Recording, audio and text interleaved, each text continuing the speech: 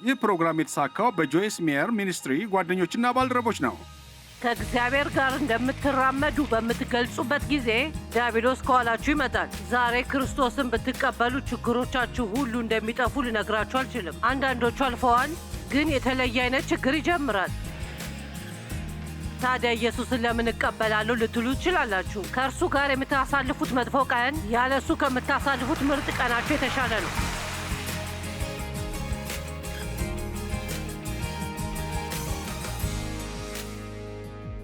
ትክክለኛ አስተሳሰብ እናንተን ሊያስችላችሁና የተሳሳተ አስተሳሰብ ሊያሰናክላችሁ ይችላል። የምታስቧቸውን ነገሮች ማድረግ አለመቻላችሁ በጣም አስደናቂ ነው። አባቴ ጾታዊ ጥቃት እያደረሰብኝ እንደነበረ እናቴ ታውቅ እንደነበረ ተናግሬ ነበር። ነገር ግን ምንም ያደረገችው ነገር አልነበረም። ከቤት ከወጣው ከ30 ዓመታት በኋላ አንድ ነገር ለእኔ ለመናገር ድፍረት አገኘች። እንዲህ አለችኝ፣ አባትሽ እንዲያደርግብኝ ስለፈቀድኩት ሁሉ ይቅርታ አድርጊልኝ። እሱም መጋፈጥ የምችል አልመሰለኝም ነበር እና አንቺንና ወንድምሽን መንከባከብ የምችል አልመሰለኝም ነበር። ስለዚህ የእሷ አስተሳሰብ፣ የእሷ የተሳሳተ አስተሳሰብ፣ የተሳሳተ አመለካከቷ ብዙ ህይወቶችን አበላሸ። በቀላሉ ይህን ማድረግ እንደምችል አምናለሁ ማለት ትችል ነበር። እናም የእምነት እርምጃ ወስዳ በእግዚአብሔር ብትታመን ነገሮች ለብዙ ሰዎች የተለዩ ሊሆኑ ይችሉ ነበር። አሁን ላይ ነገሮች ለእኔ ጥሩ ሆነውልኛል። ከእግዚአብሔር ጋር በመሆን በብዙ ነገር ታግያለሁ። ከእኔ በ9 ዓመት የሚያንስ ወንድም ነበረኝ። በሚያሳዝን ሁኔታ የራሱን ህይወት አጥፍቷል እና ልጅ እያለ ትክክለኛ አይነት ህይወት ቢኖረው ኖሮ ገና 17 ዓመት እያለ አደንዛዥ እጽ መውሰድ የጀመረው ከአልኮል በቀላሉ መላቀቅ አልቻለም ነበር። ስለዚህ ሀሳቦቻችን በድርጊቶቻችን በስሜታችን ላይ ምን ያህል ተጽዕኖ እንደሚያደርጉ መገንዘብ በጣም አስፈላጊ ነው። ሀሳቦቻችንን የምናደርጋቸውና የማናደርጋቸው ነገሮች ሁሉ የመቅረጽ ብቃት አላቸው። ይህ ትምህርት የተወሰደው ከእስራኤላውያን ታሪክ ነው። በግልጽ በዘዳግም ምዕራፍ 1 ቁጥር 2 ላይ እንደሚናገረው በሴር ተራራ መንገድ ከኮሬብ እስከ ቃዴስ በርኔ 11 ቀን ያስኬዳል። እስራኤላውያን ግን ከዚያ ለመሻገር 40 ዓመት ወስዶባቸዋል። አንድ ሰው የ11 ቀን ጉዞ ለማድረግ 40 ዓመታት የሚወስድበት ለምንድን ነው? በተመሳሳይ ተራራ ዙሪያ በጣም ለረጅም ጊዜ እንደዞራችሁ የሚሰማችሁ ስንቶቻችሁ ናችሁ? በዚያውም ምዕራፍ ቁጥር 6 ላይ እግዚአብሔር ለሙሴ ተናገረ፣ እነሆ በዚህ ተራራ ለረጅም ጊዜ ቆይታችኋል እና ስለዚህ ዛሬ ማታ መናገር የምፈልገው አንዳንዶቻችሁ በተመሳሳይ ቦታ ላይ ለረጅም ጊዜ ቆይታችኋል። ለረጅም ጊዜ ለራሳችሁ በማዘን አሳልፋችኋል። ሌላ ሰውን በመውቀስ ለረጅም ጊዜ አሳልፋችኋል። ለረጅም ጊዜ ስታማርሩ ቆይታችኋል። አሁን የለውጥ ጊዜ ነው። ይህን እንድታስታውሱ ትፈልጋለሁ። እኛ ካልተለወጥን እግዚአብሔር ምንም ነገር ሊለውጥ አይችልም። እኛ ለማድረግ ፈቃደኛ ካልሆንን ወይም ለማድረግ ፈቃደኛ ካልሆንኩ እግዚአብሔር የሚጠይቀኝን ማንኛውም ነገር እንዲለውጥ መጸለይ ምንም ፋይዳ የለውም። ስለዚህ ከእነዚህ ውስጥ 10 የተሳሳቱ አስተሳሰቦች አሉ እና ማሰብ ከሌለባችሁ መንገድ ይልቅ ማሰብ ስላለባችሁ መንገዶች ለማውራት እሞክራለሁ። ነገ ከሰዓት ከሜዴ በፊት ስለ ሁሉም ለመናገር እንደምችል ተስፋ አድርጋለሁ። ካላደረግኩት ግን ምን ጊዜም በቴሌቪዥን ልንጨርሰው እንችላለን። ዛሬ ማታ ላናግራችሁ የምፈልገው ከኋላችሁ ያለውን ነገር ከአይምሯችሁ ለማውጣት መሞከር ነው። ያለፈውን ነገር መተውና የወደፊት እጣችሁን ወይም አሁን በሕይወታችሁ ውስጥ ባለፈው ነገር ላይ አለመመስረት። አንዳንዶቻችሁ መንቀሳቀስ አቅቷችኋል፣ መለወጥ አቁማችኋል። በተመሳሳይ ተራራ ላይ ለረጅም ጊዜ ዙሪያውን እና በመዞር ጉድጓድ አዘጋጅታችኋል። እና ከዚያ መውጣት እንደምትችሉ ማሰብ አትችሉም። ግን እግዚአብሔር ከዚያ ቦታ እንዲያወጣችሁ የምትፈቅዱበት ጊዜ አሁን ነው፣ አዲስ ህይወት ለመጀመር። አሜን።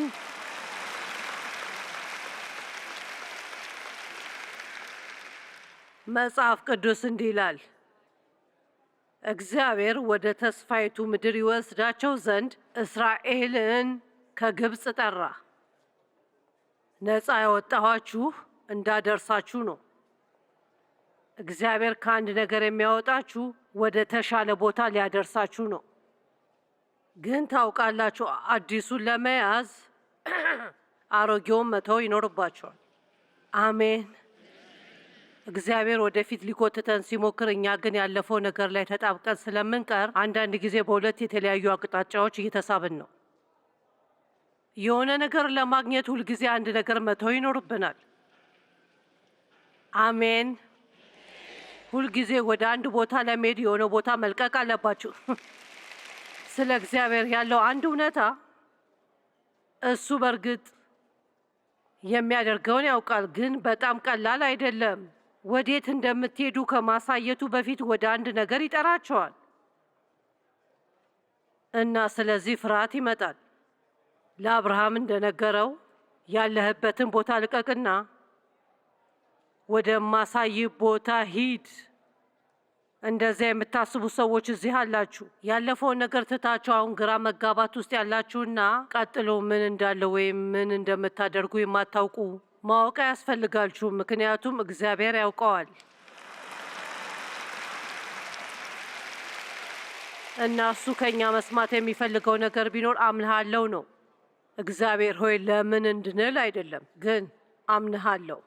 አሁን አእምሯችን ከግብፅ በምድረ በዳ ወደ ተስፋይቱ ምድር በምን ያህል ፍጥነት እንደምንደርስ የሚወስን ነው። ሁላችሁም ስለ ተስፋይቱ ምድር እንደሰማችሁ ተስፋ አለኝ። ስለ እናንተ አላውቅም፣ ግን ከበርካታ ዓመታት የቤተ ክርስቲያን ቆይታ በኋላ ሁልጊዜ ስለ ተስፋ መስማትና እኔ እንደሌሉኝ ማሰብ በጣም ደክሞኛል። ስለ ነፃነት ሁልጊዜ ሰማ ነበር፣ ግን ነፃ አልነበርኩም። እግዚአብሔር ሊባርከኝ እንደሚፈልግ ሰምቻለሁ፣ ግን በገንዘብ እኛ ከእጅ ወደ አፍና ከክፍያ ወደ ክፍያ ነበር የምንኖረው። ስለ እነዚህ ሁሉ ነገሮች ሰምቻለሁ፣ እናም አምናቸዋለሁ ወይም ያመንኩ መስሎኝ ነበር፣ ግን በሕይወቴ ውስጥ የሚከሰቱ አይመስሉም ነበር። ይሄ የሚሰማው ሰው አለ? እውነት ለመናገር እናንተ በቤተ ክርስቲያን ውስጥ ደጋግሞ ሲነገር የሚሰለቻችሁ ታውቃላችሁ። እዚህ እያላችሁ ጥሩ ነው፣ ግን ወደ ቤታችሁ ስትሄዱና አሁንም ተመሳሳይ ችግር ሲኖርና እናንተ በተስፋው መተማመን ስትፈልጉ አንድ ሰው ስለሱ ሲናገር መስማት ብቻ አትፈልጉ፣ እንዲኖራችሁ ትፈልጋላችሁ። እስራኤላውያንም እንዲወርሱ የተጠሩትን የተስፋይቱ ምድር መውረስ ፈልገው ነበርና እግዚአብሔርም ወተትና ማር የምታፈስ ምድር ብሎ ጠራት። መልካም ነገሮች፣ እግዚአብሔር መልካም ነገር ሁሉ እንዲኖረን ይፈልጋል። መጽሐፍ ቅዱስ እንዲህ ይላል፣ እግዚአብሔር ለሚወዱት ብሎ ያዘጋጀው መልካሙ ነገር ሁሉ ዓይን ያላየው ጆሮ ያልሰማው ነው ይላል።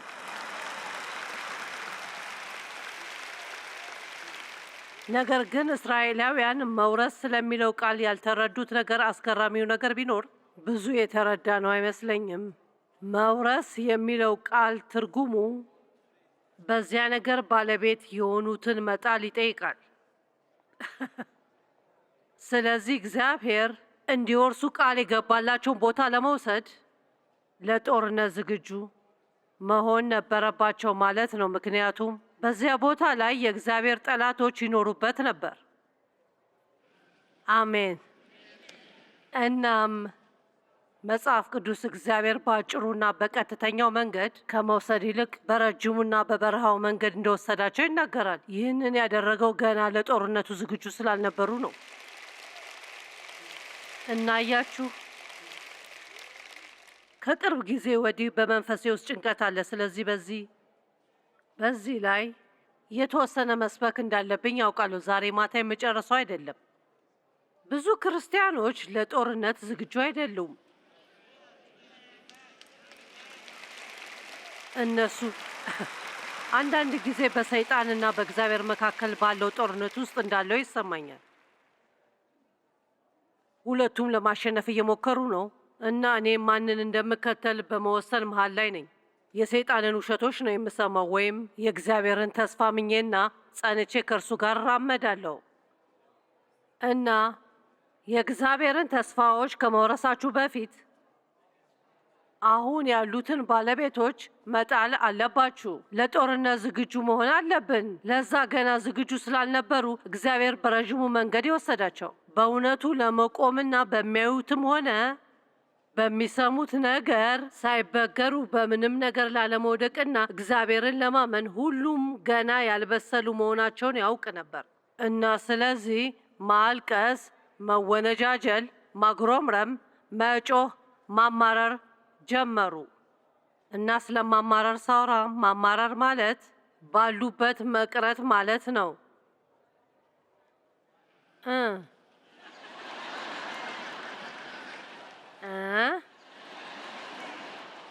ስታግሮመርሙ ባላችሁበት ትቀራላችሁ፣ ስታመሰግኑ ግን ትነሳላችሁ።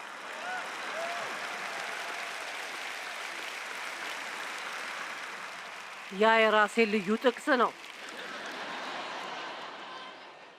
ባማረርን ቁጥር ባለንበት ቦታ እንቆያለን። እናም ስለዚህ የ11 ቀን ጉዞ የነበረውን መንገድ ለ40 ዓመታት ያህል ሲዞሩ ቆዩ። ምክንያቱም የተሳሳተ አመለካከት ነበራቸው። የተሳሳተ የአእምሮ ሁኔታ ነበራቸው። በትክክል እንዴት ማሰብ እንደሚችሉ አላወቁም። ወደ እነዚህ ሁኔታዎች ከመግባታችን በፊት የተለያዩ አመለካከቶች። ስለ አእምሮ ለአንድ ደቂቃ ያህል እናውራ። ስለ አእምሮ ለአንድ ደቂቃ ብናገር የሚቃወመኝ አለ? በትክክል አድርጉት። እሺ፣ መልካም። በምሳሌ 23:7 ሰው በልቡ እንደሚያስብ እሱ እንዲሁ ይሆናል። ያ በጣም የሚገርም ጥቅስ ነው። ቆላስይስ 3:1-2 እንዲህ ይላል፣ እንግዲህ ከክርስቶስ ጋር ከተነሳችሁ ክርስቶስ በእግዚአብሔር ቀኝ በተቀመጠበት በላይ ያሉ ነገሮችን እሹ፣ ሐሳባችሁም በላይ ባለው ላይ ይሁን ይላል። ያ ማለት ትክክለኛ ነገሮች ማለት ነው፣ በምድር ላይ ባሉ ነገሮች ላይ አይደለም። እንደገና እናንብበው። ሐሳባችሁን አድርጉ። አዲሱ መደበኛ ትርጉም የሚናገረውን በጣም ወድጀዋለሁ። በምድር ስላሉ ነገሮች አታስቡ። አያችሁ፣ በእሁድ ምሽት ከራት በኋላ ጾም መጀመር ቀላል ነው።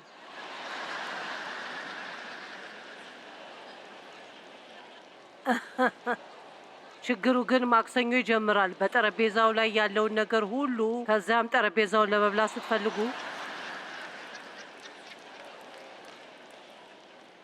አንድ ሚስጥር እነግራቸዋለሁ። ይህን ክፍል አትወዱትም፣ ለማንኛውም ግን እናገረዋለሁ። እውነተኛ ድል ማግኘት ከፈለጋችሁ ትንሽ ለመጎዳት ፈቃደኛ መሆን አለባችሁ።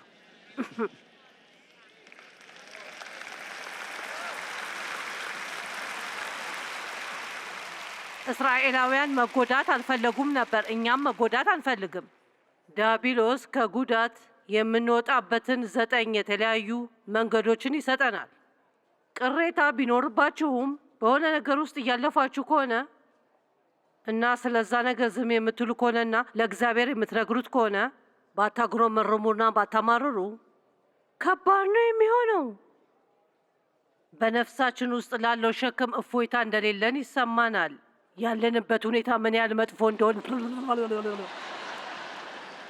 ምን ያህል መጥፎ ስሜት እንዳለን ለአንድ ሰው ብቻ መናገር ከቻለን ለእኛ ትንሽ ቢያዝኑልን ስጋችን ደስ የሚል ስሜት ይሰማዋል። ቀለል ይልላችሁና ከዚያም ተራራውን ለአንድ ተጨማሪ ጊዜ መዞር ትጀምራላችሁ። ስትጎዱ እግዚአብሔርን አምላኬ ሆይ በዚህ ማለፍና መሻገር እፈልጋለሁ ማለት መቻል በጣም ከባድ ነገር ነው። ስለዚህ ስለ እሱ ላወራችሁ እፈልጋለሁ። ማጉረምረምና ማማረር አይደለም። የተለያዩ አይነት ስቃዮች አሉ፣ ግን በጣም ያሳስበኛል። ምክንያቱም ለእኔ በእርግጥ ሁሉም ሰው አይደለም፣ በጣም ብዙ ጠንካራ የሆኑ ሰዎች አሉና ጸንታችሁ ትቆማላችሁ። እናም ካላችሁበት ቦታ አትነቃነቁም። እናንተም የበሰላችሁ ክርስቲያኖች ናችሁ። ግን አብዛኞቹ እንደዚያ እንዳልሆኑ ሁላችንም የምናውቀው ይመስለኛል። ሰዎች ልፍስፍስ እና ደካማ እየሆኑ ያሉ ይመስለኛል። ብዙ መቋቋም አይችሉምና ለማቆም ዝግጁ ናቸው። ይህንን ዛሬ ካላደረክልኝ እግዚአብሔር ሆይ እኔ ከዚህ እወጣለሁ። ይህንን ማድረግ አልችልም። ሁሉም ነገር በጣም ከባድ ነው። ያንን መረዳት አለብን። ለጦርነት ዝግጁ መሆን አለባችሁ። ከእግዚአብሔር ጋር እንደምትራመዱ በምትገልጹበት ጊዜ ዲያብሎስ ከኋላችሁ ይመጣል። ዛሬ ክርስቶስን ብትቀበሉ ችግሮቻችሁ ሁሉ እንደሚጠፉ ልነግራችሁ አልችልም። አንዳንዶቹ አልፈዋል፣ ግን የተለየ አይነት ችግር ይጀምራል። ታዲያ ኢየሱስን ለምን እቀበላለሁ ልትሉ ትችላላችሁ። ከእርሱ ጋር የምታሳልፉት መጥፎ ቀን ያለ እሱ ከምታሳልፉት ምርጥ ቀናችሁ የተሻለ ነው።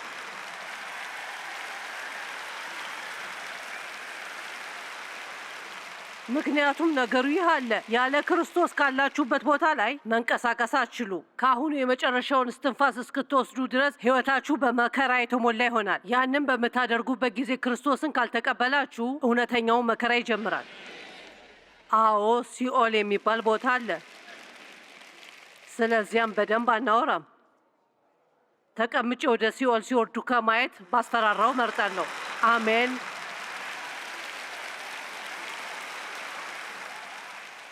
ጥሩ መልእክት የሚሆነው ድሮ ይጠሩት እንደነበረው የሲኦል እሳትና የገሃነም ደጆች የሚለው ይሆናል። አሜን።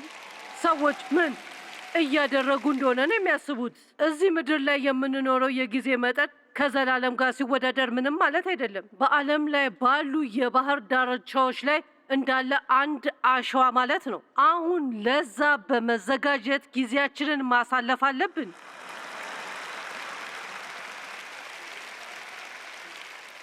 የምነግራችሁ ነገር አይናችንን ከራሳችን ላይ ማንሳት አለብን። አእምሯችሁን ከራሳችሁ ውጭ አውጡ። ለሌላ ሰው ምን ማድረግ እንደምትችሉ እዩ። ዛሬ ማታ ናታሊ የዘመረችውን መዝሙር ወድጄዋለሁ።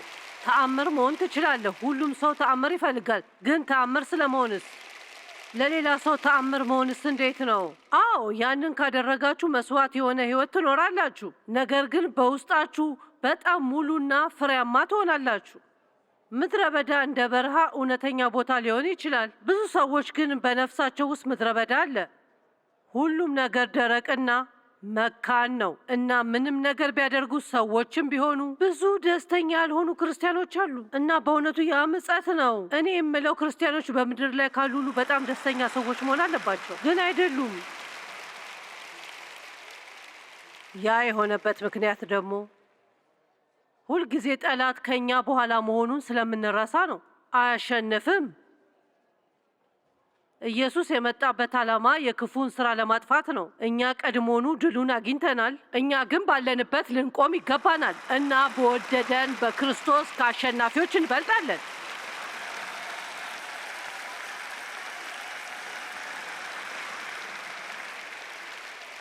ለዛም ነው ከነፍሳችን ጋር ትንሽ መነጋገር ያለብን። ነፍሴ ሆይ ለምን ተከፋሽ? ፊትሽ ላይ ፈገግታ አሳይኝ በሉ። ከዚያ ውጡ እና በረከታችሁን ቁጠሩ እና በሕይወታችሁ ውስጥ ትንንሽ ነገሮች ላይ ማልቀሳችሁን አቁሙ።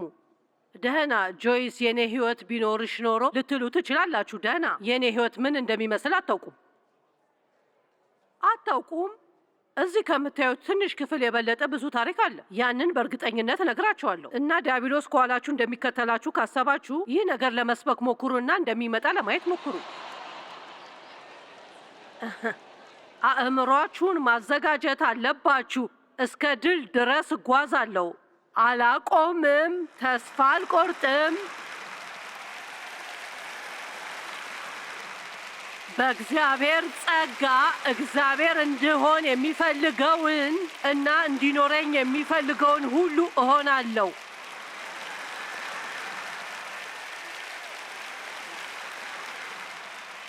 ለዛ ነው ከዚህ ጊዜ በፊት በሕይወታችሁ ላይ የሆነው ነገር ምንም ለውጥ አያመጣም። የማትወዷቸው መጥፎ ነገሮች ከሆኑ መተው አለባችሁ። እና ዛሬ የቀሪው ህይወቴ የመጀመሪያ ቀን ነው ማለት አለባችሁ። የቀረውን ህይወቴን ከዚህ በፊት እኖር እንደነበረው አልኖርም።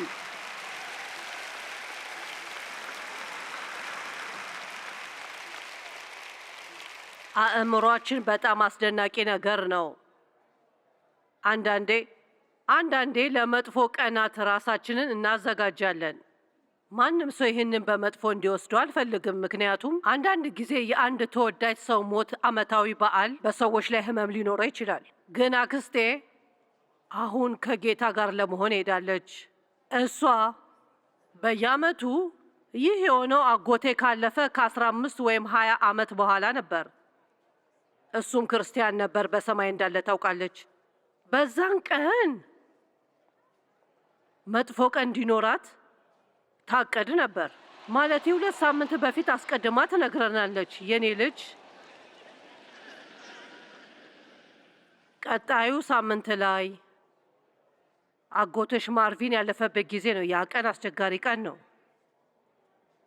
ደህና፣ እንደዚያ ያሉ ነገሮች ከባድ ሊሆኑ እንደሚችሉ ተረድቻለሁ። ነገር ግን ትክክለኛ አስተሳሰብ ያንን መለወጥ እንደሚችልም እረዳለሁ። አሜን። አንዳንድ ጊዜ ራሳችንን ለአደጋ እንደምናዘጋጅ ስንቶቻችሁ ትስማማላችሁ? በራሳችን ሀሳብ ብቻ። እሺ፣ ታዲያ ዴቭ፣ ለአንተስ እንዴት ይሆናል ጎልፍን መጫወት የማትችልበት ሁኔታ ላይ ብትደርስ?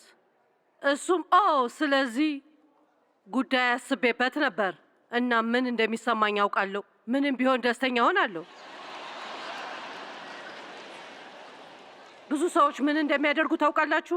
ጎልፍ መጫወት ካልቻልኩ ምን እንደማደርግ አላውቅም። መጫወት ካልቻልኩ በጣም ይሰለቸኛል። እሱ ግን አስቀድሜ በሀሳቤ ወስኛለሁ፣ ደስተኛ መሆን እችላለሁ።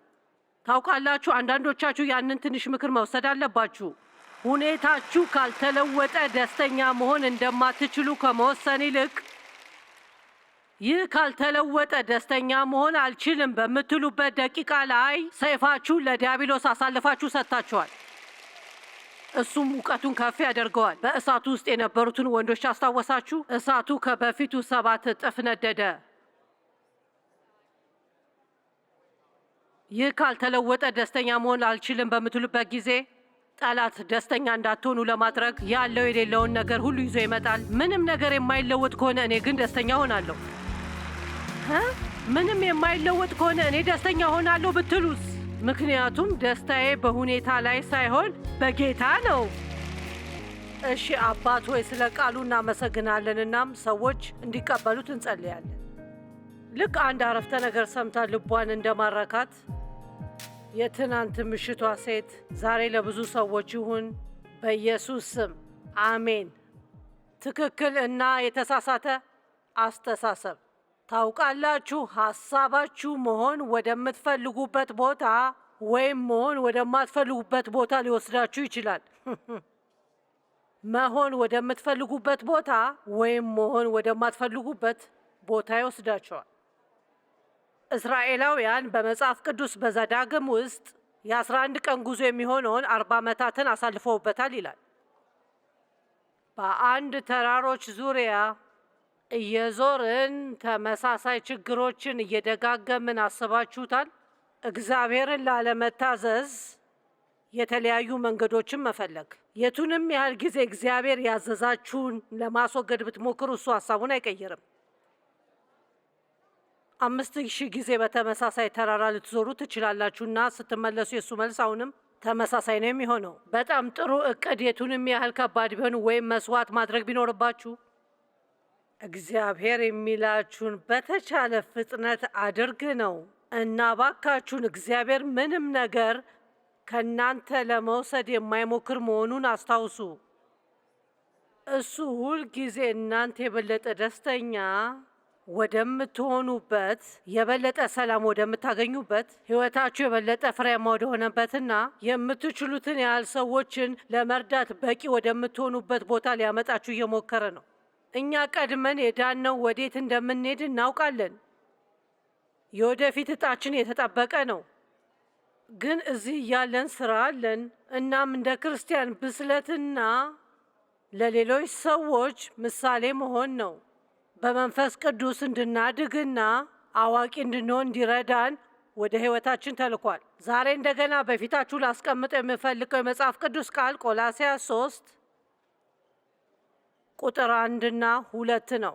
እንግዲህ ከክርስቶስ ጋር ከተነሳችሁ ክርስቶስ በእግዚአብሔር ቀኝ በተቀመጠበት በላይ ያሉ ነገሮችን እሹ እና አሁን ነገሮችን እንዴት እንደምትፈልጉ በዝግጅት ላይ ነው። ሐሳባችሁን አኑሩት እና እኔ የተሻለውን እወደዋለሁ እና በላይ ባለው ላይ ነገር ላይ ይሁን ይላል። ወይም አእምሯችሁን አዘጋጁና ምክንያቱም አእምሯችን በትክክለኛው ነገሮች ላይ የተሞላ ከሆነ ዲያብሎስ ከውሸቱ ጋር ሲመጣ የተሳሳቱ ነገሮችን የሚያስቀምጥበት ቦታ አይኖረውም። ብዙ ጊዜ ሰዎችን መደረግ የሌለበትን እናስተምራለን ብዬ አስባለሁ። ግን ምን ማድረግ እንዳለብን ማስተማር ላይ ትኩረት ማድረግ አለብን ብዬ አስባለሁ። እና ከዚያ ትክክል ነገሮችን እየሰራን ከሆነ በሕይወታችን ውስጥ ለተሳሳተ ነገር ቦታ አይኖርም። ስለ ልማዶች መጽሐፍ ጻፍኩ። መጥፎ ልማዶችን ማስወገድ ብዬ አልሰየምኩትም እና ጥሩ ልማዶችን ማዳበርና መጥፎ ልማዶችን ማስወገድ ብዬ ጠራሁት። ምክንያቱም እውነት ለመናገር ጥሩ ልማድ ማድረግ ላይ ካተኮራችሁ በሕይወታችሁ ውስጥ መጥፎ ልማዶች መስሪያ ቦታ አይኖራቸው። ግን መጥፎን ነገር ለማስወገድ በመሞከር ላይ እናተኩርና ከዲያብሎስ ጋር በሚደረገው ትግል ብቻ እንጨርሰውና ትክክለኛውን ነገር አናደርግም። ስለዚህ አእምሯችሁን ከዚህ በፊት የነበራችሁበት ወይም አሁን ያላችሁበት ቦታ ሳይሆን መሆን ወደምትፈልጉበት ቦታ አድርጉት። ለሕይወታችሁ ራዕይ ይኑራችሁ። ለልጆቻችሁ ራዕይ ይኑራችሁ። ለቤታችሁ ራዕይ ይኑራችሁ። ለአገልግሎታችሁ ራዕይ ይኑራችሁ። ወደ ኋላ በማለት ተስፋ ትቁረጡበት። የተሳሳተ አስተሳሰብ ማሰብ ከምንችለው በላይ ብዙ ችግሮችን ይፈጥርብናል። እና ከዓመታት በፊት ያደረግኩት የመጀመሪያው ነገር ስለ እናንተ አላውቅም፣ ግን በቤተ ክርስቲያን ውስጥ መቀመጥና ስለ እግዚአብሔር ተስፋዎች ሁሉ መስማትና በሕይወቴ ውስጥ በጭራሽ አለመፈጸም የሰለቸኝ ደረጃ ላይ መድረስ ነበር። ስለ ደስታ ሰማሁ፣ ግን ደስተኛ አልነበርኩም። ስለ ሰላም ሰማሁ፣ ግን ምንም አልነበረኝም። ስለ ብልጽግና ሰማሁ፣ ግን ሁልጊዜ ድሃ ነበርኩ። ስለ ሁሉም አይነት ነገሮች ሰማሁና አመንኩባቸው። ልብ ያመነባቸው፣ በቃል ውስጥ አይቼዋለሁ፣ አምናቸዋለሁ። ግን የሆነ የጎደለ ነገር ነበር። ልንረዳው ከሚገባን ነገሮች ውስጥ አንዱ አሁን ቃል ኪዳኖች አሉ፣ ነገር ግን ቅድመ ሁኔታዎችም አሉ። እና ስለዚህ ለምሳሌ ያለብንን ችግር ሁሉ ዝም ብለን በመጸለይ ማስወገድ አንችልም። ብዙ ጊዜ እግዚአብሔር ስንጸልይ ማድረግ የሚገባንን ነገር ያሳየናል። ሁልጊዜ አይደለም፣ ግን ብዙ ጊዜ በሕይወታችሁ ውስጥ የሆነ ነገር በትክክል እየሰራ ላይሆን ይችላል። ምንም ነገር በትክክል እንዲሰራ ማድረግ የማትችሉ ሊመስል ይችላል። ጸሎቶቻችሁ አልተመለሱምና ምናልባት እግዚአብሔርን ብትሰሙ ይቅር ያላላችሁት እንዳለ ይነግራችኋል። ስለምን እንደማወራ የማታውቁ ይመስል አትመልከቱኝ። እንደዚህ ጥሩ መሆናችሁን በማያሳይ መልኩ ተቀምጣችሁ ዛሬ ብዙዎቻችሁ ትክክለኛ ልብ እንዳላችሁ አውቃለሁ። አለበለዛ ቅዳሜ ቀን ሙሉ እኔን ለማዳመጥ ወደዚህ እንደማትመጡ አውቃለሁ። እናንተ ታላቅ ሰው ናችሁ፣ ግን በአንድ ሰው ተናዳችኋል። እጃችሁን አሳዩ ብዬ እንድጠይቅ አታድርጉኝ፣ ምክንያቱም እዚህ ብዙዎቻችሁ የሆነ ነገር ከእናንተ ላይ አልላቀቅም እንዳላችሁ ልነግራችሁ እችላለሁ። እናም ለዛ ነው ነገሮች አልሰራም ያሏችሁ። ምክንያቱም መጽሐፍ ቅዱስ በግልጽ እናንተም በሰው ላይ ያላችሁን ሁሉ ይቅር በሉ ይላል። ማንኛውም ነገር ማንንም አይነጥልም፣ ማንኛውም ሁኔታ አይተወውም። በምንም አይነት ሰበብ ማለፍ አትችሉም። ያው ምንም እንዳደረጉብኝ አታውቂም። እነሱ በእኔ ላይ ያደረጉትን አታውቂም። እውነቱን ለመናገር ያደረጉባችሁ ነገር ምንም ዋጋ የለውም። ለእግዚአብሔር ዋጋ አለውና ሊያስተካክለው ይፈልጋል። ነገር ግን ይቅር ካላላችሁ አይችልም።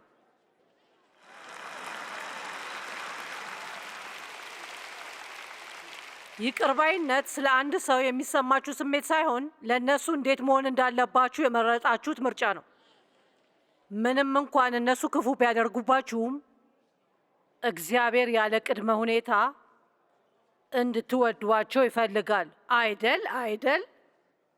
እግዚአብሔር የምናደርገውን ቀላል ነገር እንዲሰጠን ለመጠበቅ ምን ያህል ትናንሽ መንገዶችን ለማግኘት እንደምንሞክር የተገነዘብን አይመስለኝም። ታውቃላችሁ፣ እናቆየዋለን ማለቴ ጥሩ ሀሳብ አለን፣ እንሰራዋለን። እሺ፣ መቼ ነው የምታደርጉት? በፍጥነት መታዘዝ በሕይወታችሁ ከምታደርጉት ምርጥ ነገሮች ውስጥ አንዱ እንደሆነ የምታምኑ ስንቶቻችሁ ናችሁ? አሜን። ስለዚህ አሁን በእርግጠኝነት ማለት እችላለሁ በዚህ ህንፃ ውስጥ ማን ነው በህይወቱ ክፍል ውስጥ እግዚአብሔርን የማይታዘዝበት ክፍል እንዳለ የሚያውቅ? እናም ብዙና በጣም ብዙ እጆች ወደ ላይ ይወጣሉ። ስለዚህ ስለ ችግሮቻችን ቅሬታ የማቅረብ መብት የለንም። ፈገግ እያልኩ ነው። ልረዳችሁ እፈልጋለሁ። ዛሬ እዚህ ጥሩ ፕሮግራም እንዲኖረን ብቻ አይደለም የምፈልገው፣ ልረዳችሁ እፈልጋለሁ። ህይወታችሁ ሊለውጥ ከሚችል ነገር ጋር እንድትሄዱ እፈልጋለሁ እና በወንበራችሁ ላይ ምቾት እንዳይሰማችሁ ለማድረግ የተወሰኑ ነገሮችን ማለት ካለብኝ ያንን ለማድረግ ፈቃደኛ ነኝ። ምክንያቱም ወደ ቤተ ክርስቲያን መሄድ ከቻልን እና አምሮብንና ተመችቶን ዝም ብለን ከተቀመጥንና የሚባለውን ሁሉ ከወደድን ምናልባት ትክክለኛው እየተነገረ አይደለም ማለት ነው። አሜን። ማለቴ አዎ፣ እግዚአብሔር ያለ ቅድመ ሁኔታ ይወዳቸዋል። እናንተ ልዩ ሰዎች ናችሁ፣ ጠቃሚ ናችሁ፣ ድንቅ ናችሁ። እግዚአብሔር ለህይወታችሁ ጥሩ ዕቅድ አለው። ነገር ግን ለእግዚአብሔር በመታዘዝ ካልተራመዳችሁ ምንም ነገር አይሰራም።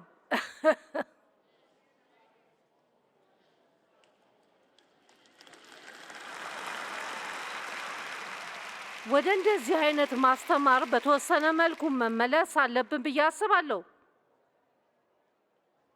ታውቃላችሁ፣ ይህ ከባድ ጉዳይ መሆኑን መገንዘብ አለብን። እግዚአብሔርም የሚናገረው ሁሉ ከባድ ነው። እናም እግዚአብሔርን አለመታዘዝ አንችልም። ሆን ብለን እሱን አለመታዘዝ እና እሱ ስለወደደን ብቻ ምንም ለውጥ አያመጣም ብለን ማሰብ። አለመታዘዛችሁ እግዚአብሔር እናንተን ከመውደድ አያግደውም። ምክንያቱም ስለ እርሱ አንድ ነገር ከማሰባችሁ በፊት ስለወደዳችሁ። እግዚአብሔርን አለመታዘዛችሁ ከቀጠላችሁ ግን ይጎዳል። ስለዚህ እሱን ካልኩኝ፣ ስለዚህ ትናንት ማታ እስራኤላውያን የ11 ቀን ጉዞ ለማድረግ 40 ዓመታትን አሳልፈው ከፈጸሟቸው ትልልቅ ስህተቶች አንዱን ተናግሬ ነበር። በጣም አይገርምም? የ11 ቀን ጉዞ ለማድረግ 40 ዓመታት። ደህና፣ በእነሱ እንገረማለን። ግን እኛስ ተመሳሳይ ነገር ላይ ለምን ያህል ጊዜ ደጋግማችሁ ሞክራችኋል? በልጅነታችሁ በጎዳችሁ ሰው ላይ እስከ መቼ ድረስ ተናዳቸዋል? ወላጆቻችሁ በትክክል ስላልያዟችሁ ለምን ያህል ጊዜ በእነሱ ተናዳቸዋል? ወይም ከእህቶቻችሁና ከወንድሞቻችሁ መካከል ቤተሰቦቻችሁ እነሱን የበለጠ ስለወደዱ ተናዳችሁባቸዋል? አዎ። በተመሳሳይ ነገር ዙሪያ መሄዱን እስከ መቼ ነው የምትቀጥሉት? ጊዜው ነው። ስለዚህ ከችግራቸው መካከል አንዱ የነበራቸው የተሳሳተ አስተሳሰባቸው ስለ ወደፊቱ ምንም ራዕይ ያልነበራቸው መሆኑ ነው። ከዚህ በፊት ከነበሩበትና አሁን ካሉበት ቦታ በላይ ማየት አልቻሉ። ከዚህ በፊት ምንም ቢያጋጥሟችሁ ወይም አሁን ምንም እየሆነ ቢሆንም ለወደፊቱ ነገሮች የተሻሉ ሊሆኑ ይችላሉ።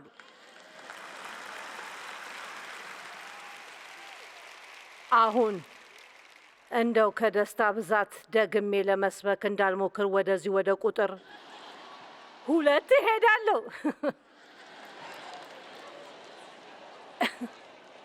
እሺ፣ ሌላ እነሱ የነበራቸውና ብዙዎቻችን ያለን የተሳሳተ አስተሳሰብ ሌላ ሰው ያደርግልናል ነው። ኃላፊነት መውሰድ አልፈልግም። ትክክለኛ አስተሳሰብ ጠንክሬ ለመስራትና ለሕይወቴ ኃላፊነት ለመውሰድ ፈቃደኛ ነኝ የሚለው ነው። አሜን። ለምሳሌ ለራሳችሁ ደስታ ኃላፊነት መውሰድስ? ደስተኛ ባለመሆናችሁ ማንን ትወቅሳላችሁ? ጌታ ለልቤ ሲያናግረኝና እንዲህ ሲል አስታውሳለሁ፣ የደስታሽን ኃላፊነት ለዴቭ መስጠትን አቁሚ። ደስተኛ መሆን ከፈለጋችሁ ደስተኛ መሆን ትችላላችሁ። አሜን። እና ልነግራችሁ የምችለው እንደ ተጋባን በመጀመሪያዎቹ ጥቂት ዓመታት ውስጥ ደስተኛ ሰው አልነበርኩም። እና ደስተኛ ያልሆኑ ሰዎችን ታውቃላችሁ? ከደስተኛ ሰዎች ዙሪያ መገኘት ያናድዳቸዋል። ስለዚህ ሁሉም አብረው ደስተኛ እንዳይሆኑ ሌሎች ሰዎችን ደስተኛ እንዳይሆኑ ለማድረግ ይሞክራሉ። እና ስለዚህ ዴቭን የማያስደስትና ቀኑን የሚያበላሹ ነገሮችን ሁልጊዜ ይሰራ ነበር። እሱ ግን ደስተኛ እንዳይሆን እንዳደርገው አልፈቀደልኝም ነበር። እና ለእኔ በጣም የሚያስቆጣ ነገር ነበር። ስለምን እንደማወራ የሚያውቃለ?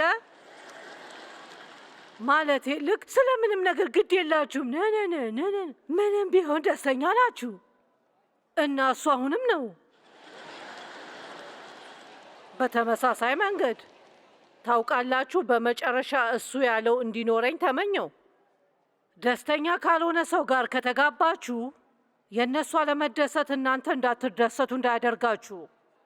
በጣም ጥሩ ነገር በዙሪያቸው ደስተኛ መሆንና ነገሮችን የተለዩ መሆን እንደሚችሉ እንዲመለከቱ ማድረግ ነው። አሜን። ያለበለዚያ በሌላ ሰው ችግር ላይ ጥገኛ እንሆናለን። ኃላፊነት ማለት እግዚአብሔር በእናንተ ውስጥ ላስቀመጠው ችሎታ ወይም ከፊት ለፊታችሁ ለተቀመጠው እድል ምላሽ መስጠት ማለት ነው። በሕይወታችን ምን ያህል እድሎች አምልጦን ይሆን ብዬ አስባለሁ። እግዚአብሔር ምን ያህል ጊዜ አንድን ነገር እንድንሰራ ጋብዞን እሱን ለማድረግ የሚሆን ጊዜ ስላጣን ሌላ ሰው ለመፈለግ ሄዷል። አብርሃም ከኖረበት ስፍራ እግዚአብሔር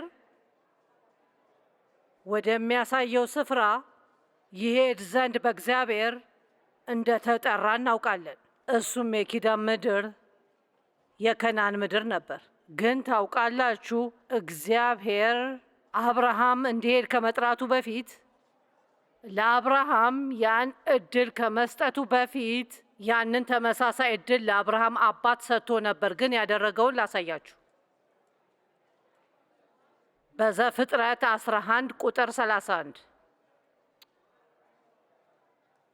በምዕራፍ 12 ቁጥር 1 እና 2 ላይ ታራ ልጁን አብርሃምን ሃራን የወለደውን የልጅ ልጁን ሎጥን እንዲሁም የአብርሃምን ሚስት ምራቱን ሶራን ይዞ ወደ ከነዓን ለመሄድ በከላዳውያን ምድር ከምትገኘው ከኡር አብረው ወጡ። ነገር ግን ካራን በደረሱን ጊዜ በዚያ ተቀመጡ። ከእግዚአብሔር ጋር እስከ መጨረሻ አልተጓዘም። በጉዞ ደክመው ወይም የሆነ ነገር እና የመንገዱን የተወሰነ ክፍል ሄደና እዚያ ለመኖር ወሰነ። ይህ ምቹ ቦታ ነው፣ እዚህ እሰፍራለሁ እና ልትኖሩት ከምትችሉት የላቀ ደረጃ ባነሰ ቦታ ላይ ተቀምጣችሁ ይሆናል ብዬ አስባለሁ። ምክንያቱም በጉዟችሁ ላይ እያላችሁ ስለደከማችሁ።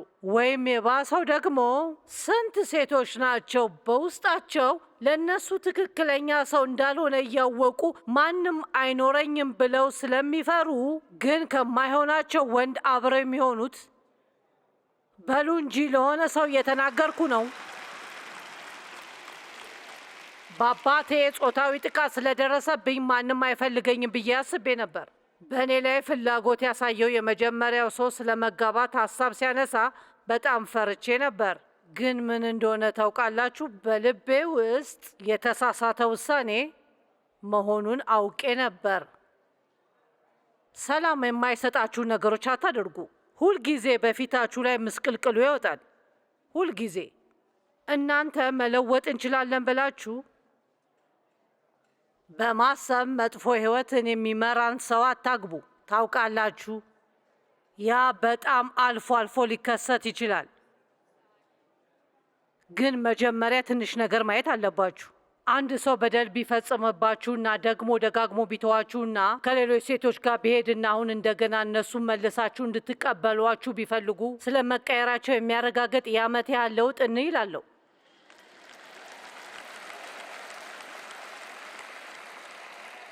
ከመጀመሪያው ባለቤቴ ጋር ያንን ደጋግሜ አድርጌያለሁ። ይሄዳለሁ፣ እራት በአንድ ጊዜ ይጠፋል። በሚመጣ ቁጥር መልሼ እቀበለዋለሁ። እሱ ከሌሎች ሴቶች ጋር ይሄዳል፣ ተመልሶ ሲመጣ እቀበለዋለሁ። ለምን? ተስፋ ቆርጬ ነበር። ፍርሃት ነበርኩ። በተስፋ መቁረጥና በፍርሃት ውሳኔዎችን አትወስኑ። አትደላደሉ። በሆነ ተስፋ አስቆራጭ ፍርሃት የተነሳ እግዚአብሔር ለእናንተ ያለው ጥሩ እንደሆነ ከምታውቁት ባነሰ ሁኔታ ውስጥ ተደላድላችሁ አትቀመጡ። ብቸኛ እንዳትሆኑ በመፍራት ዝቅ ባለ ነገር ተደላድላችሁ ትቀመጣላችሁ። የምናገረውን የገባው ሰው አለ?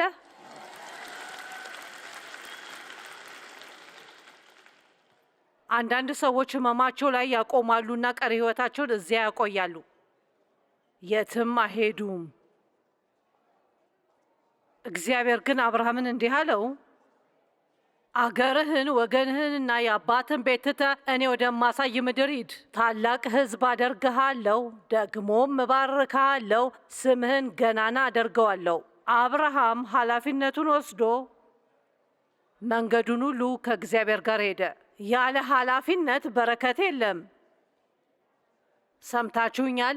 ያለ ኃላፊነት በረከት የለም።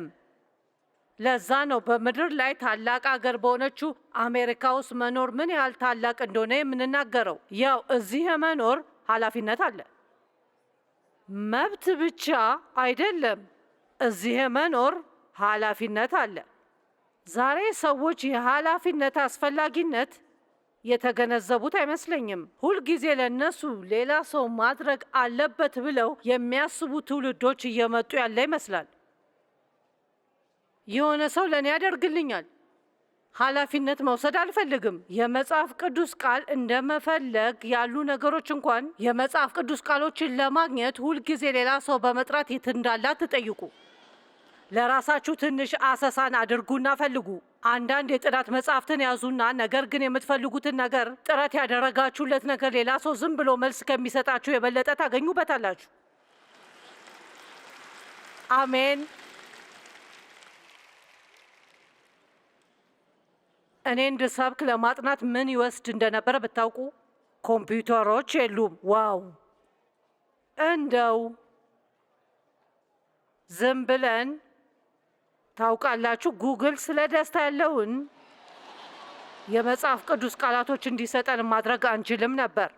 ስለ ደስታ ያሉ የመጽሐፍ ቅዱስ ቃሎች ለማግኘት 1 ሰዓት ሊፈጅብኝ ይችላል ማለቴ ነው። የቃላት ዝርዝሮችንና ሌሎች የተወሰኑ መጽሐፍ ቅዱሶችን እንዲሁም የተወሰነ መዝገበ ቃሎችን ማውጣት ነበረብኝ። እናም እያንዳንዱን ማየትና በመጽሐፍ ቅዱስ ውስጥ አግኝቼው ማንበብ አለብኝ። ያ ሁሉንም መልእክቶቼን በእጄ ሁልጊዜ መጻፍ ጀመርኩ። ምን እንደሆነ ታውቃላችሁ? እኔ ዛሬ ባለን ቴክኖሎጂ ደስተኛ ነኝ። ግን ደግሞ ሁሉም ነገር ለሁሉም ሰው በጣም ቀላል ከሆነ እውነቱን ለመናገር ሰዎችን የበለጠ ሰነፍና ከዚያም የተጨቆኑ እንዲሆኑ ያደርጋል። ከዛ ምን ይሆናል? ሰዎች ከተጨቆኑ ምንም አይነት ጥረት ማድረግ ካለባቸው አየር ማቀዝቀዣ ካለው ቤት ወደ መኪና ከዛም ህንፃ እንሄዳለን እና ትንሽ እንኳን ቢያልበን ጉድ ይፈላል። ማለቴ ያ የሁሉም ነገር መጨረሻ ይሆናል።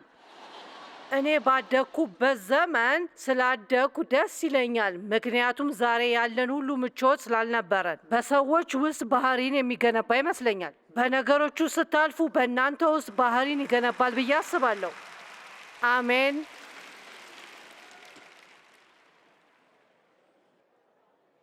ለህይወታችሁ ኃላፊነትን ውሰዱ። ለድርጊታችሁ ኃላፊነትን ውሰዱ። ወደ ተሳሳተ አስተሳሰብ ስንሄድ ወደዚያው ትንሽ እንጠጋዋለን። እሺ የኔ ባህሪ ስህተት ነው፣ ግን ጥፋቴ አይደለም። ለዚያ መኖራችሁን አረጋግጡ። መጽሐፍ ቅዱስ እንዲህ ይላል፣ ከአንተ ታካች ወደ ጉንዳን ሂድ። ዘዴውን አስተውለህ ጠቢብ ሁን። ያ ነው ታካች ሰነፍ ሰው ማለት ነው። ምሳሌ 6 ከቁጥር 6 እስከ 8 አለቃም ሆነ ገዢ የለውም፣ ሆኖም ግን በበጋ ምግቡን ያከማቻል፣ በመከርም ወቅት ቀለቡን ይሰበስባል። በእውነቱ ይህ ምን ማለት እንደሆነ ታውቃላችሁ? ጉንዳንን ተመልከቱ። ቆሞ እንዲሰሩ የሚያደርጋቸው ሳይኖር ትክክል የሆነውን ያደርጋሉ።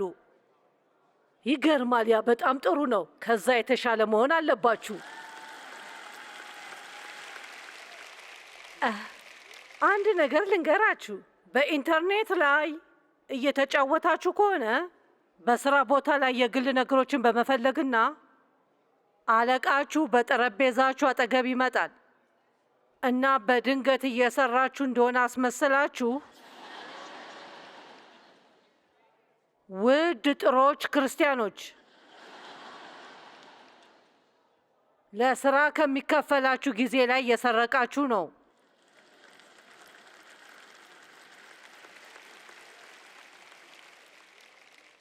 ያው እንደሆነ በቂ ክፍያ አይከፍሉኝም።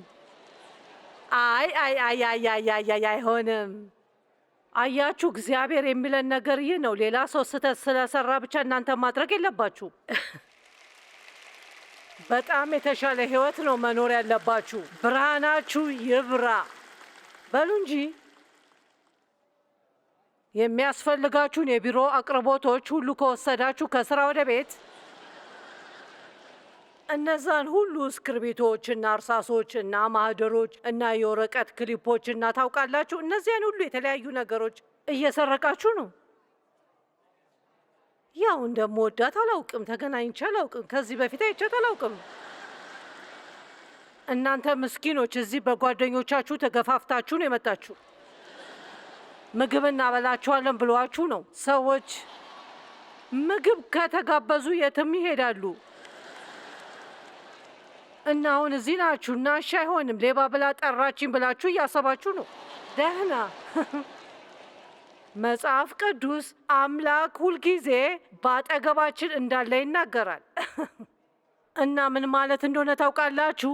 የምናደርገውን እያንዳንዱን ነገር ያያል እናም ይሰማል። እኛ ከሌላ ሰው ልንሰውረው እንችላለን፣ ነገር ግን ከእግዚአብሔር አንሰውረውም። እና አንድ ቀን በፊቱ ቆመን ሕይወታችንን እንጠየቅበታለን። እናንተን ለማስፈራራት ያንን አልልም፣ ምክንያቱም ብዙ እንደዚህ አይነት ነገር መስራትና ወደ መንግሥተ ሰማያት መሄድ እንደምትችሉ አስባለሁ። ግን ያ እግዚአብሔርን አያከብርም እና ጥሩ ምሳሌ አይደለም። እስራኤላውያን እግዚአብሔር እንዲያደርጉ የነገራቸውን ነገር ለ18 ዓመታት እንዳዘገዩ ታውቃላችሁ። ቤቱን እንዲሰሩ ነገራቸው። ለ18 ዓመታት የራሳቸውን ቤት እየሰሩ ስለነበር አቆሙት። ይሄ ታሪክ ሐጌ ላይ ይገኛል። ጊዜ ለመቆጠብ ሁሉንም ነገር አላነብም፣ ግን ከእሱ ትንሽ ላንብብላችሁ። እግዚአብሔር ጸባዖት እንዲህ ይላል፣ ይህ ሕዝብ የእግዚአብሔር ቤት የሚሰራበትን ጊዜ ገና ነው ይላል። መደበኛው ትርጉም ደግሞ እግዚአብሔር እንዲሰራ ያዘዘው ከ18 ዓመት በፊት ነው ይላል። የእግዚአብሔርም ቃል በነቢዩ በሐጌ በኩል እንዲህ ሲል መጣ። ስሙኝም፣ አንደኛ እየጸለዩ ነው። ምንድን ነው ችግሩ? አምላክ ያልገባኝም። ምንድን ነው ችግሩ?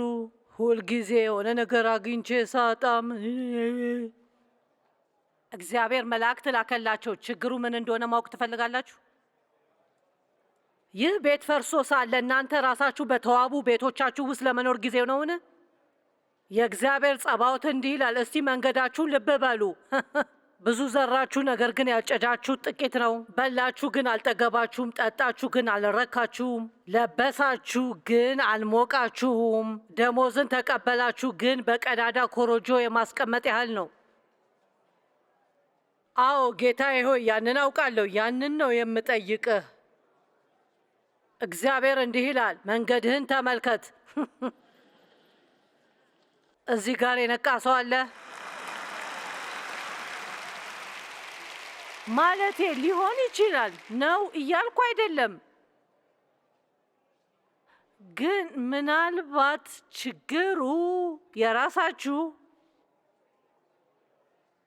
ጥፋት ሊሆን ይችላል። ማለቴ ላይሆንም ይችላል።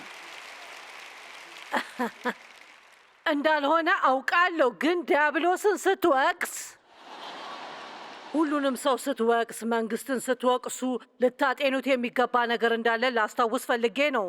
ያ ምናልባት እግዚአብሔር ማድረግ ያለብኝ ያላደረግኩት ነገር አለ ልትሉ ትችላላችሁ።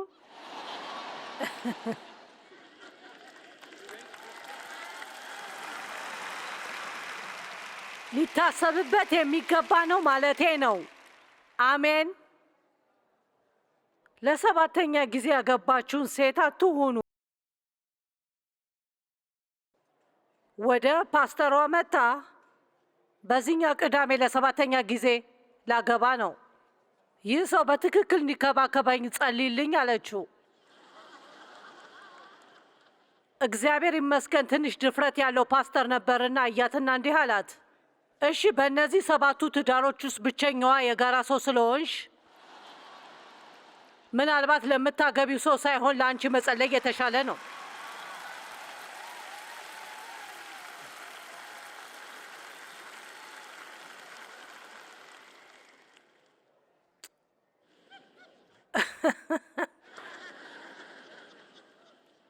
እኔ ልሆን አልችልም። እኔ ልሆን አልችልም። አስታውሳለሁ አንድ ቀን ለዴቭ እንዲቀየር ስጸለይ እግዚአብሔር ዴቭ አይደለም ችግሩ አለኝ። ማን ነው ብዬ አሰብኩ። እዚህ ጋር ከኔና ከሱ በስተቀር ማንም የለም። እኔ ልሆን አልችልም። እኔ ልሆን አልችልም።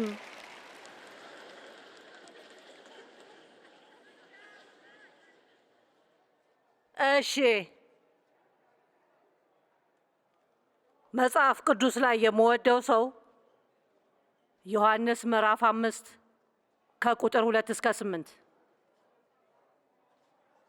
በኢየሩሳሌም በበጎች በር አጠገብ 5 ባለመጠለያ መመላለሻዎች የነበሯት በአራማይክ ቋንቋ ቤተሳይዳ የተባለች አንዲት መጠመቂያ አለች፣ ወይም ልክ እንደ ክፍት ትንሽ በረንዳ። ስለዚህ ትልቅ ገንዳ ነበርና በዙሪያው የተሰራ ይህ ህንፃ ነበር። ወደዚህ ገንዳ ውስጥ እነዚህ ሁሉ የተለያዩ መግቢያዎች ወይም በሮች አሉት። በዓመት አንድ ጊዜ መልአክ መጥቶ ውሃውን ይባርካልና መጀመሪያ እዚያ ገንዳ የገባ ሁሉ ከህመሙ ይፈወሳል። በዓመት አንድ ጊዜ። በእነዚህ መመላለሻዎች ውስጥ ብዙ አካለ ስንኩላን፣ አይነ ስውሮች፣ አንካሶች፣ ሽባዎች ይተኙ ነበር። በዚያም ለ38 ዓመት ህመምተኛ ሆኖ የኖረ አንድ ሰው ነበር። ኢየሱስም ይህን ሰው ተኝቶ ባገኘው ጊዜ ለብዙ ጊዜ በዚህ ሁኔታ እንደነበር አውቆ ልትድን ትፈልጋለህ አለው። ያ እንግዳ የሆነ ጥያቄ ነው። ተመልከቱ። ግን ከዛ የተለቀ ነገር ነበር። ማለቴ ኢየሱስ እየተናገረ ነበር፣ ህይወታችሁን ለማቅናት ማድረግ ያለባችሁን ማድረግ ትፈልጋላችሁ? ዛሬ በጭንቅላታችሁ እንድታስቡት የምፈልገውን ነገር ልጠይቃችሁ። ህይወታችሁ እንዲስተካከል ማድረግ ያለባችሁን ለማድረግ ዝግጁ ናችሁ? ፓስተራችሁ እጁን በእናንተ ላይ በመጫን ከመጸለይ የበለጠ ሊወስድ ነው። እኔን በቴሌቪዥን ከመመልከት የበለጠ ሊወስድ ነው። ኮንፈረንስ ላይ ከመታደብ የበለጠ ሊወስድ ነው። ይሄ ቀላል ነው። ማድረግ ያለባችሁ እኔ ስቀልድ በእኔ ላይ መሳቅ ነው። ካላሳኳችሁ ደግሞ ላለማልቀስ መሞከር። ቆንጆ ሙዚቃ መስማት በፈጣሪ። ለዚህ ሳምንት መጨረሻ ቆንጆ ነገር አምጥተናል። ሙዚቃ በፈጣሪ። ይህ ሁሉ ስብከት በነጻ ታገኛላችሁ።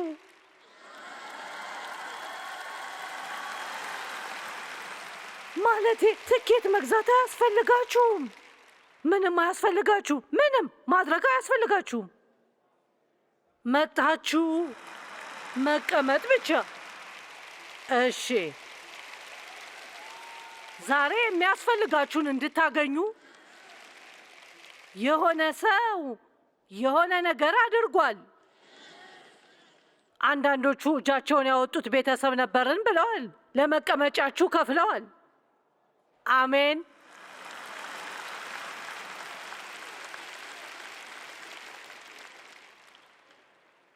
ከዚያ ታጨበጭባላችሁ። በጣም ጥሩ ነው።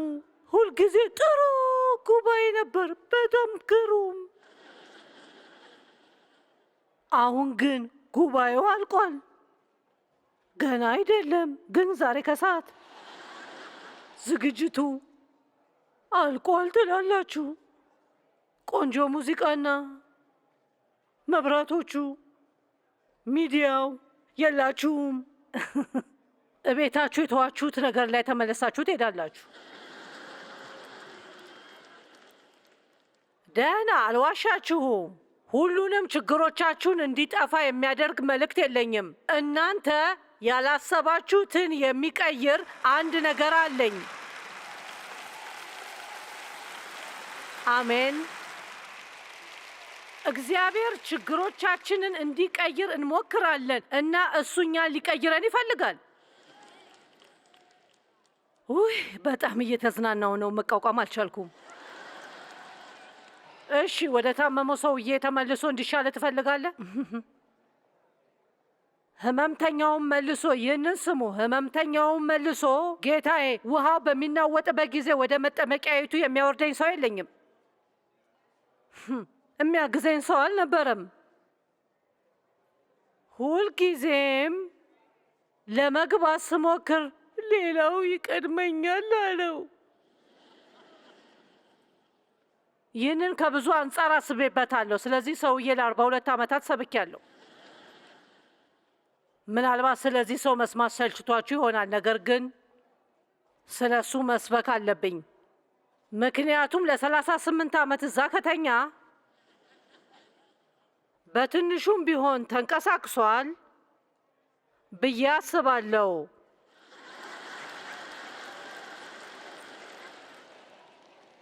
እስከ ገንዳው ዳርቻ እንደምንም ደርሶ እንዲህ ማለት ይችላል። እንደዚህ አይነት አመለካከት ይኖረዋል። በሚቀጥለው ዓመት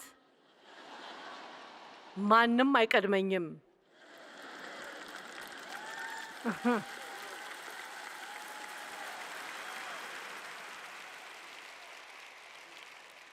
ምክንያቱም ያ መልአክ ሲገለጥ ጠርዙ ላይ ሆናለው፣ ከዛ ወደ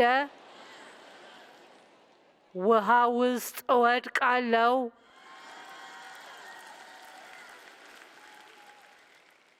ኢየሱስ እንዳዘነለት አስባችሁ ይሆናል፣ ግን አላዘነለትም። ውይ ለ38 ዓመታት ያህል እዚህ ተኝተሃል። ሁልጊዜም የሆነ ሰው እየቀደመህ ነው። ማንም ሰው ወደ ገንዳው አያስገባህም። ኢየሱስ ምን እንዳለ ታውቃላችሁ? ተነስ፣ ተነስ።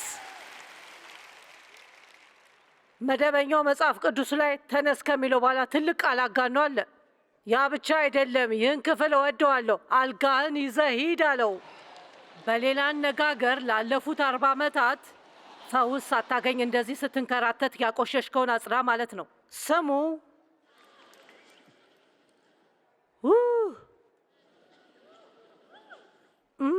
ስለ እናንተ አላውቅም፣ እኔ ግን ቡና ለመጠጣት ዝግጁ ነኝ።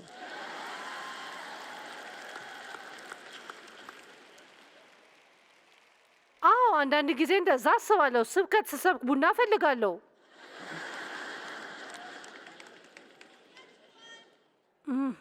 የራሴ የሆነ ማፊያ አለኝ። ቅባቱ እስኪገባ ድረስ ካፌኑ ይኑራችሁ።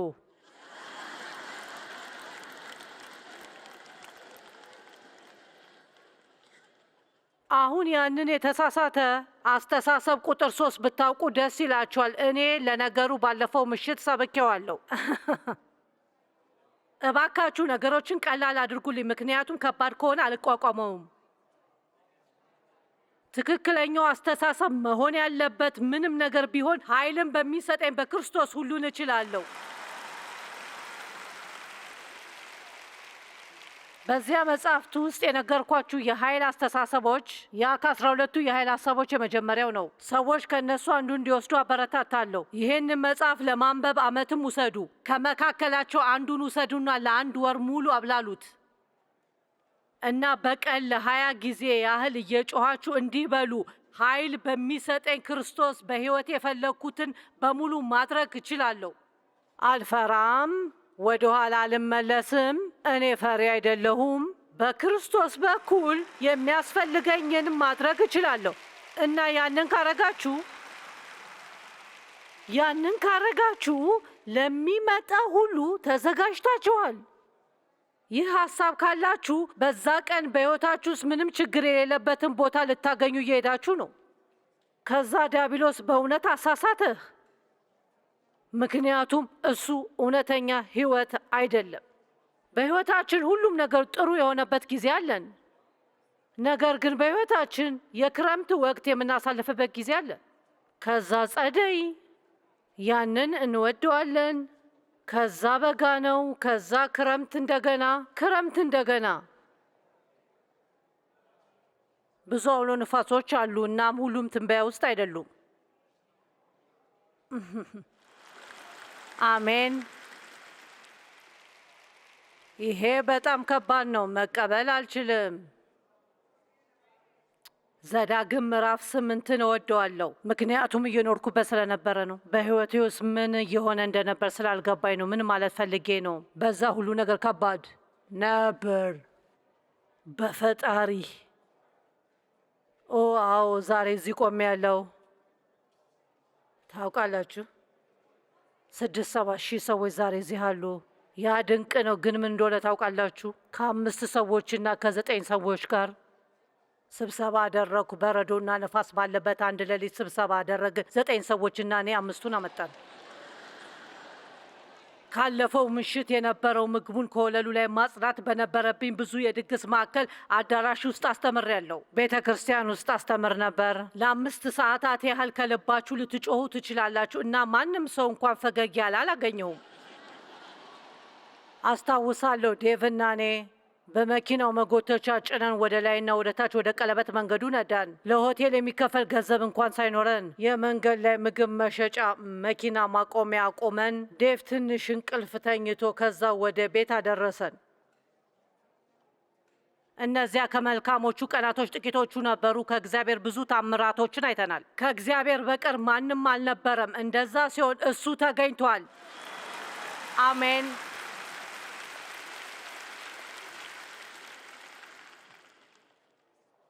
እግዚአብሔር ወደ ዘዳግም 8 መራኝ። እንዲህም ይላል፣ እግዚአብሔር በእነዚህ 40 ዓመታት በዚህ ምድረ በዳ ጉዞ ሁሉ እንዴት እንደመራህ አስታውስ። ትእዛዞቹን መጠበቅህንና በልብህ ያለውን ለማወቅ ትሁት ሊያደርግህና ሊፈትንህ። ከዛ በቁጥር 7 ላይ እንዲህ ይላል፣ አምላክ እግዚአብሔር ጅረቶችን ኩሬ ውሃ ወዳለበት ምንጮች ከየሸለቆውና ከየኮረብታው ወደሚፈሱበት ወደ መልካሚቱ ምድር ይገባል። ትእዛዜን በሸለቆ ውስጥ እንደምትጠብቅ ለማየት አንተን ለመፈተንና ትሁት ለማድረግ በከባዱ መንገድ ወስጄሃለሁ። ምክንያቱን ካላከበርክ በተራራው አናት ላይ አታስቀምጣቸውም። ምን እያልኩ እንደሆነ ገብቷቸዋል? ኦ ህይወት ቀላል ቢሆን ኖሮ አይሆንም። በምድረ በዳ እግዚአብሔርን እንዴት መታዘዝ እንዳለባችሁ መማር አለባችሁ። ማንም ሰው በማያያችሁ ጊዜ ትክክለኛውን ነገር እንዴት ማድረግ እንደምችሉ መማር አለባችሁ።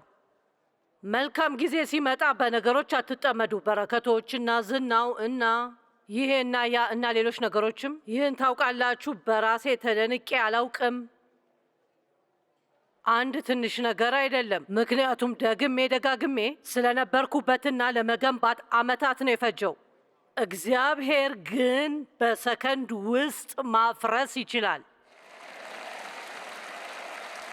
እግዚአብሔርን በጣም እፈራለሁ። ያ ማለት እሱ እንዳደርግ የማይፈልገውን እያወቅ ሆን ብዬ አላደርገውም። ከእነዚያ የአክብሮት ፍርሃት ያስፈልጉናል። አሁን ማጨብጨብ ይኖርባችሁ ወይም አይኖርባችሁ አታውቁም። እግዚአብሔርን በመጥፎ መንገድ አይደለም እያወራ ያለሁት፣ ግን እግዚአብሔርን ስለማከብር ነው የማወራው። እግዚአብሔርን መፍራት እግዚአብሔር አምላክ ነው። እሱን ችላ በማለት የምፈልገውን ማድረግና ጥሩ ሕይወት ይኖረኛል ብሎ ማሰብ አልችልም።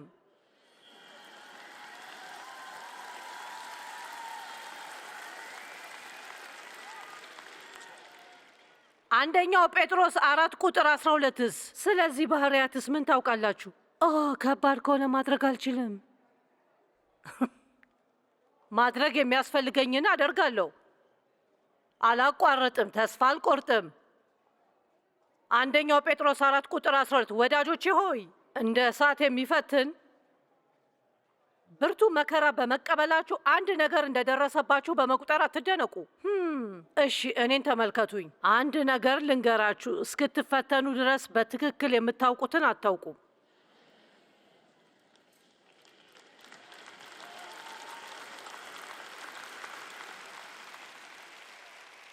አንዳንድ ሰዎች በጣም እንደሚያምኑ ያስባሉ። በቤተ ክርስቲያናቸውና ለጓደኞቻቸው እንደ ዋና የእምነት ምሳሌ ናቸው። እግዚአብሔር እንዴት ማመን እንደሚቻል ለሁሉም ሰው መንገር ትችላላችሁ። እግዚአብሔርን ብቻ አመንና እሱ በዚህ በኩል ሊያመጣህ ነው። እንክብካቤን ብቻ አድርግ፣ አትጨነቅ እስኪደርስባችሁ ድረስ እና ቀላል አይሆንም። የአንድ ቀን ችግር ብቻ አይደለም፣ የ5 ዓመት ችግር ነው። ወይም ስለማወራው ነገር የገባው አለ? ያኔ ነው በየማለዳው ተነስታችሁ እግዚአብሔር ሆይ በሕይወቴ ውስጥ ምንም አይነት መጥፎ ሁኔታዎች ቢኖሩብኝም በሙሉ ልቤ አንተን ለማገልገል ጸጋን ስጠኝ በሉ። ሕይወት ለእናንተ የማይመች ቢሆንም ትክክለኛውን ነገር ታደርጋላችሁና ማንም ሊወስድብህ ወደማይችለው የድል ቦታ ትመጣላችሁ። ምን ያህሎቻችሁ ማደግ ትፈልጋላችሁ?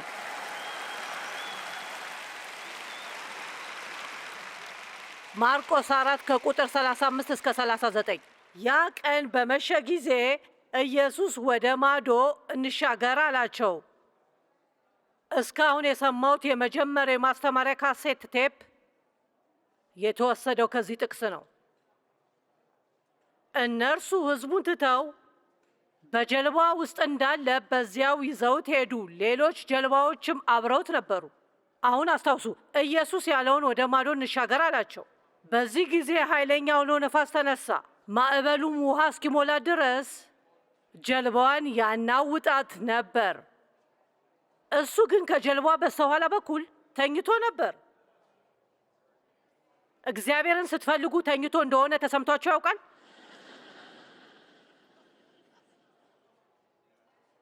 ቀስቅሱት። መምህር ሆይ ስናልቅ አይገድህንም አሉት። እርሱም ተነስቶ ነፋሱን ገሰጸው። ለምን ፈራችሁ? እግዚአብሔር ምን ማድረግ እንደፈለገ ማወቅ የለብንም። ማወቅ ያለባችሁ እኔ እዚህ ነኝ በሉ እንጂ። እስከ ማርቆስ ምዕራፍ 5 ቁጥር 1 ካነበባችሁ ወደ ሌላኛው ማዶ ደረሱ ይላል። ይህንን ትተን ወደ ሌላኛው እንሂድ ብሎ ሲናገር ልነግራችሁ እፈልጋለሁ። ስንት አውሎ ነፋሶች በመሃል እንደተመታ ግድ የለኝም። ተስፋ ካልቆረጥክ በሌላኛው በኩል ትሻገራለህ።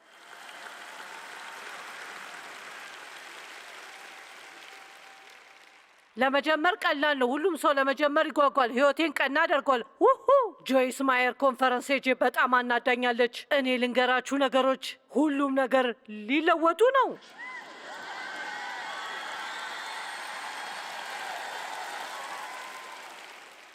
እና ከዛ መጨረሻው ላይ ስትደርስ በ5 ዓመት ውስጥ እንመለሳለን አንበል። ኦ ጆይስ አሸነፍኩ ማለቱን ሁሉን ነገር ግሩም ነው። ግን ምን እንደሆነ ታውቃላችሁ? በእነዚህ 5 ዓመታት ውስጥ በመሃል በኩል አድርጉት።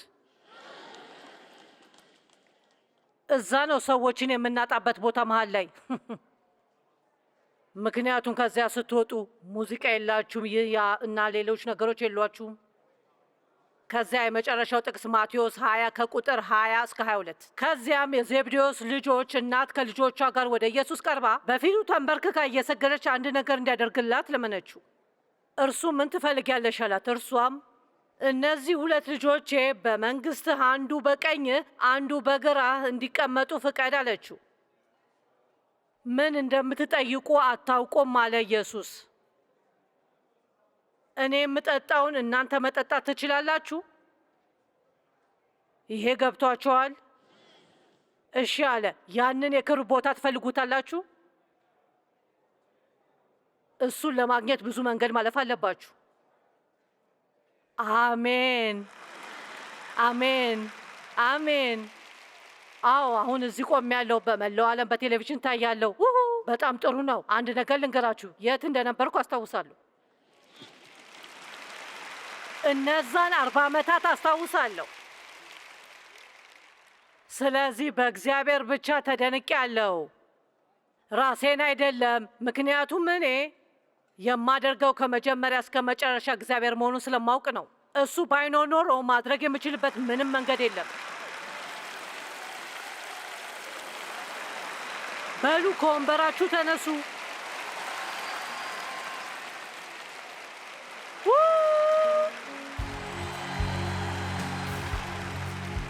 እሺ እንለማመድ። እችላለሁ በሉ። ማድረግ የፈለግኩትን በሙሉ በክርስቶስ እርዳታ ኃይልን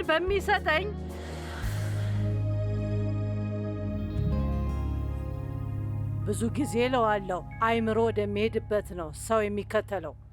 ስለ እኛ የምናስበውን መምረጥና በእግዚአብሔር ቃል ማሰብን መማራችንን ፈጽሞ ያላሰብነውን ነገር እንድንፈጽም ኃይል ይሰጠናል።